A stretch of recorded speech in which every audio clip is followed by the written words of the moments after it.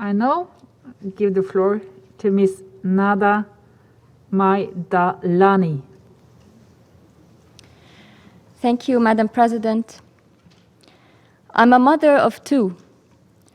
I relate to the helpless feelings of Gazan parents seeing the heartbreaking images of children being rescued during this week's flash floods in Gaza, and others taking shelter under homes with roofs made of plastic sheets. Children of my daughter's age in Gaza are growing up in a reality that no child in the world should experience. Shortage of water, dark, long, cold nights without electricity or fuel, wars, and close to 15 years of blockade, resulting in medical and food insecurity. Adding to this now are the catastrophes of climate change.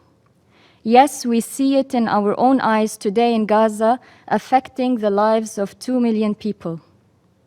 We as humans, activists, professionals, decision makers have a compelling obligation to prevent further humanitarian and environmental crisis.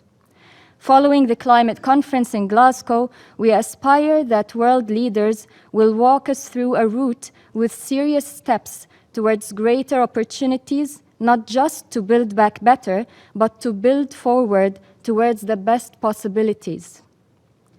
Madam President, I present myself before this distinguished council as part of an extraordinary brave group of Palestinian, Jordanian, and Israeli environmentalists.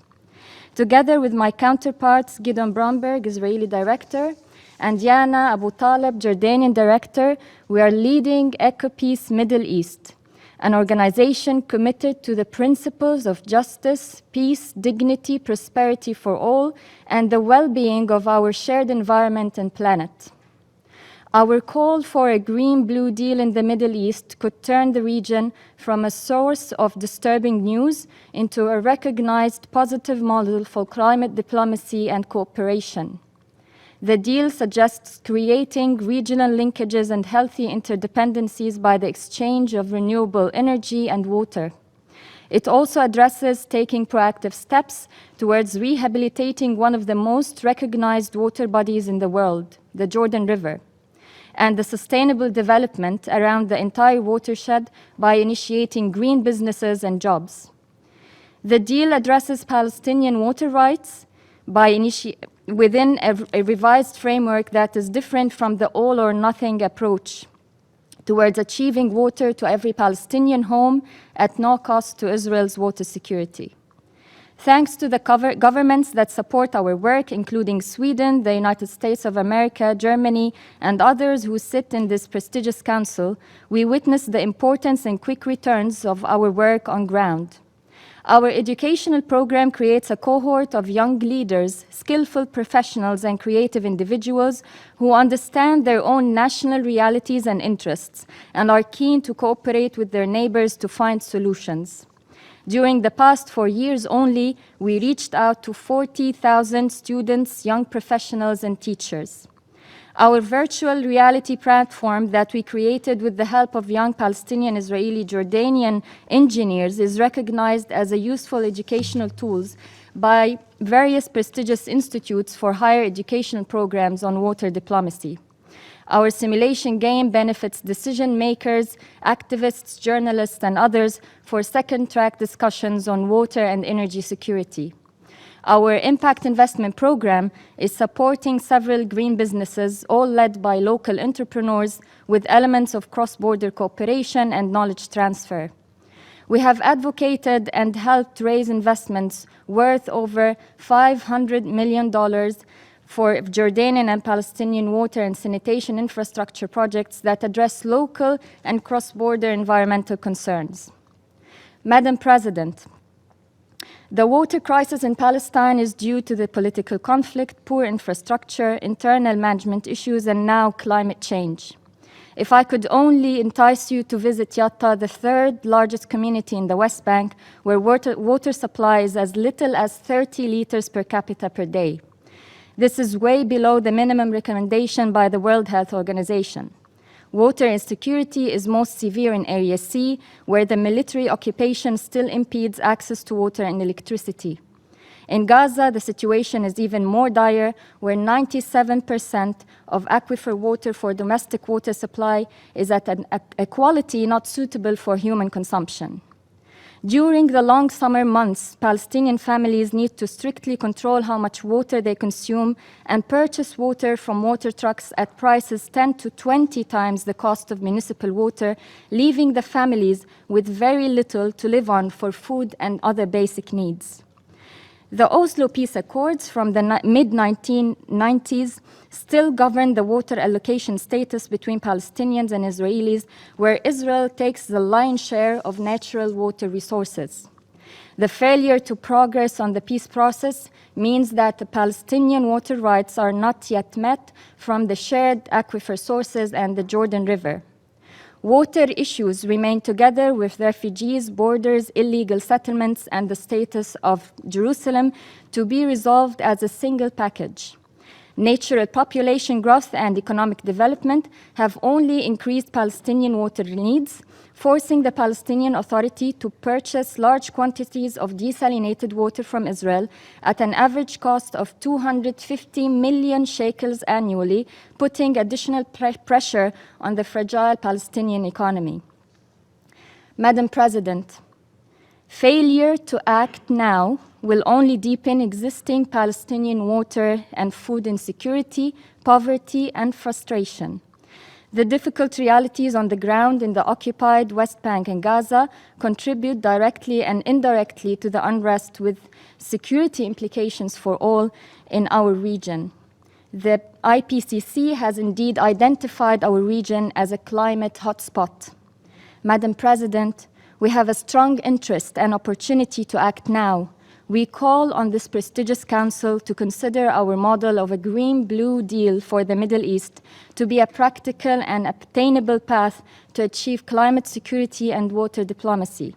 We believe that climate issues need to be an integral part of the Middle East peace process to advance the two-state solution on 1967 borders. Let me turn now to my colleague Gidon Bromberg, Israeli Director, to continue with this presentation. Thank you. I thank Ms. Majdalani for her briefing. I now give the floor to Mr. Gidon Bromberg.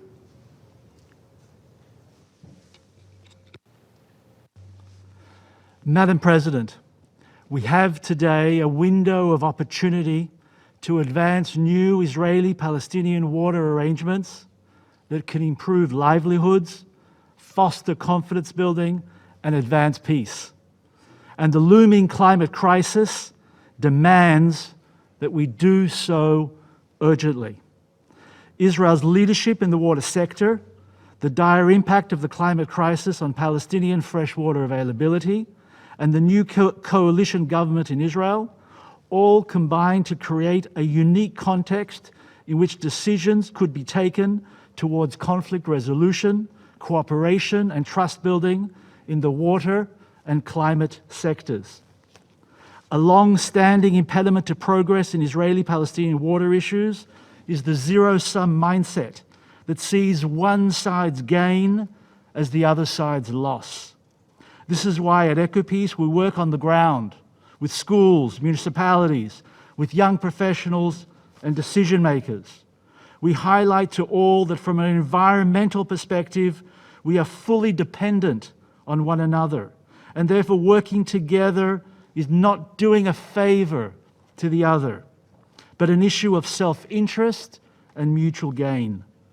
Our Green-Blue Deal report calls on our governments to act cooperatively on water issues under a climate crisis paradigm, rather than continuing to hold water issues hostage to the politics of final status.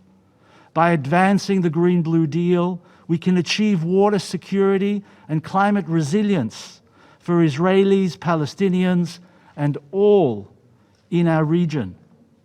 Madam President, the status quo threatens water security and public health. Israel is well known for its leadership in the water sector and its ability to advance climate adaptation on water issues. Over 70% of Israel's drinking water is now sourced from desalination plants. In addition, Israel is a global leader in treating and reusing wastewater for agriculture, creating water security for its farmers.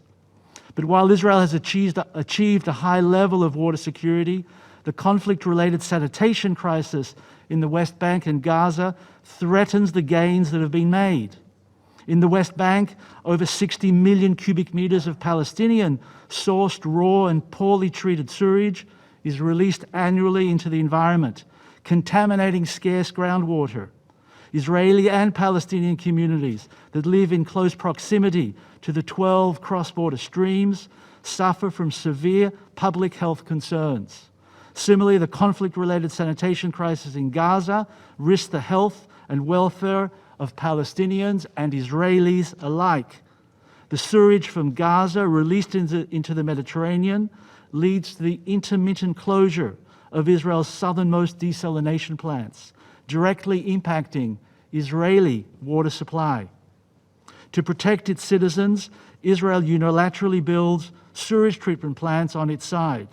Israel, however, deducts the cost of sewage treatment, including the capital cost of construction, from Palestinian taxes. In 2019, these deductions totaled over 110 million shekels. The deductions weaken the PA and create a disincentive to find sanitation solutions on the Palestinian side. As indicated in a 2017 report of the Israel State Controller's Office, the current water and sanitation arrangements fail both sides to effectively protect shared natural waters. This failure poses a threat to the gains made in Israel's water security. Madam President, the climate crisis further contributes to Palestinian water insecurity. At EcoPeace, we're determined to help our governments and peoples understand that the climate crisis must lead to increased cooperation. Israelis and Palestinians experiencing firsthand the impact of the climate crisis. Climate change is no longer seen in our region as theoretical. It is recognized by all as an immediate threat to water, health, and national security interests. As detailed by Nada before me, the combination of conflict, internal management issues, and the climate crisis is significantly contributing to Palestinian water insecurity, loss of livelihood, and animosity towards Israel. Madam President, the new coalition government in Israel presents new opportunities. In recent months, coalition partners in Israel have reached out to the PA with a desire to increase cooperation in the environment and water sectors. If implemented, such cooperation will improve the reality on the ground and build confidence essential to advancing peace efforts. Led by the Ministry of the Environment, Israel has identified the climate crisis as an issue of national priority. Israel has expressed a desire to work closely with the Biden administration and Secretary Kerry in the global fight against climate change. Most recently, President Herzog created a national climate forum, and a working group on regional cooperation was established, which I have the honor of co-chairing.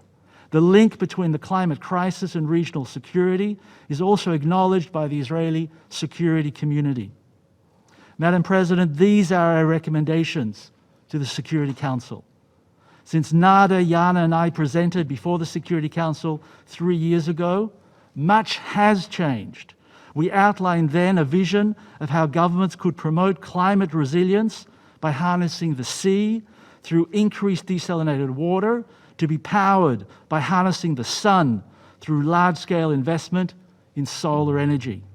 Within less than a year since the release of our Green-Blue Deal report, much due to the opportunities and changing circumstances described above, the governments of Israel and Jordan signed a declaration of intent to establish a large-scale solar facility in Jordan, which will sell electricity to Israel in exchange for desalinated water sales to Jordan. The deal represents a landmark climate resilience agreement for our region. The same Green-Blue Deal rationale can now bring water security for Israelis and Palestinians, build confidence, and keep alive prospects for peace. We ask the Security Council and relevant UN agencies to embrace a climate resilience perspective and to prioritize Israeli-Palestinian climate security by calling on the parties to advance new arrangements for natural water allocation and pollution control. We invite foreign ministers to follow the lead of the Foreign Minister of Finland, His Excellency Pekka Haavisto, and help create a coalition of the willing to advance a green-blue deal of climate resilience in the Middle East. We call on the Eastern Mediterranean Gas Forum to widen its mandate to include renewable energy and climate concerns in order to be a primary vehicle to advance climate security in our region. And finally, we call on the Security Council to recognize globally that climate change is a threat to peace within the meaning of Article 39 of the UN Charter. Let me also thank the EcoPeace staff in Amman, Ramallah, and Tel Aviv, our board, and the members of EcoPeace's International Advisory Committee. Thank you, Madam President, for this opportunity to present our civil society perspectives before the Security Council. I thank Mr. Bromberg for his briefing.